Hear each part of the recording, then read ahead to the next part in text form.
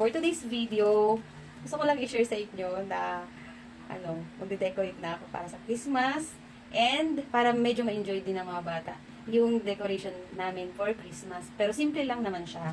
Syempre, hindi mawawala yung pa-Christmas light natin.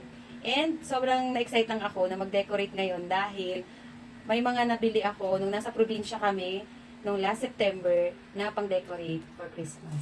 And napabili talaga ako kasi ang mura lang niya. I-share ko lang sa inyo. Ito, nabili ko lang ito for only 35 pesos. Ayan, o. Ayan. Ayan yung likod niya. Itong harap niya, glossy-glossy. Ito talaga yung pinaka-favorite kong nabili ko noon nasa Mindoro ako. Charan! Ayan. Nabili ko lang siya for only 50 pesos ang isa. Umili ako ng 5 piraso. Ilalagay ko to dun sa pagitan ng garland. Pinaka-importante sa lahat, no? Yung panglagay natin na Merry Christmas kapag talaga Christmas Day na. Ayan. Ayan, guys. Yan mga kamamis, oh. Nagandahan ako sa kanya kasi talaga ako, na-attract ako kapag may mga glittery. So, napabili talaga ako. Magkano to? 75 pesos.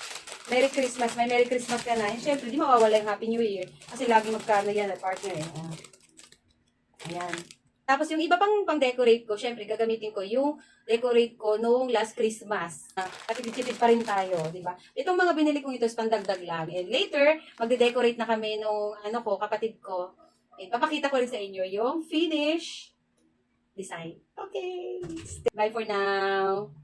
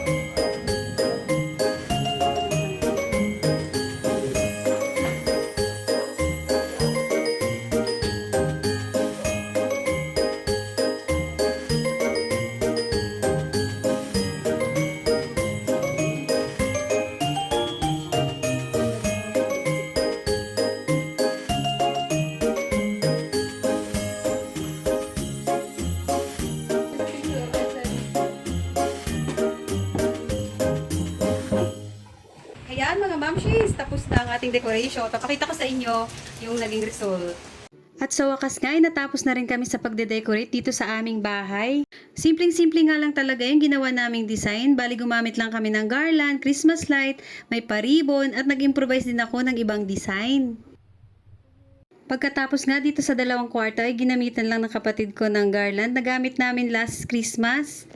Kahit nga itong mga ginamit namin palamuti dito ay nung nakaraang Pasko pa rin. Hindi nga ako basta-basta nagtatapon ng mga gamit katulad nito dahil pwede pa naman talaga siyang i-recycle. Tuwing mga ganitong panahon nga ay nakaka-excite din mag-design lalo na't may mga bata. At heto na nga yung final look ng aming Christmas decoration! Merry Christmas, everyone! Don't forget to like, share, and subscribe! Merry Christmas! Bye!